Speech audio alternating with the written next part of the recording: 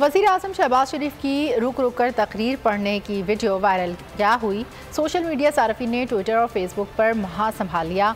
धड़ाधड़ मीम्स बनना शुरू हो गए। अल्लाह ताला हम सब का हामी व नासर हो। यहाँ पर रुक जाए।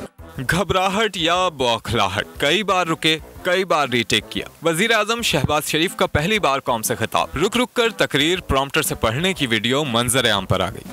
अल्लाह ताला हम सब का हामी व नासर हो। यहाँ पर रुक जाए। वजीर आजम की तकरीर पर सोशल मीडिया भी एक्टिव हो गया। सार्फिन ने तकरीर को स्क्रिप्टेड करार दिया। ट्विटर और फेसबुक पर वजीर आजम से मुतालिक मीम्स भी बनने लगी। सार्फिन ने लिखा, वजीर आजम साहब तकरीर याद कर लेते, प्रॉम्प्टर में देख देख कर खिताब करने की क्या जरूरत थी। सब्सक्राइब करें और बेल दबाएं ताकि कोई खबर रह न जाए।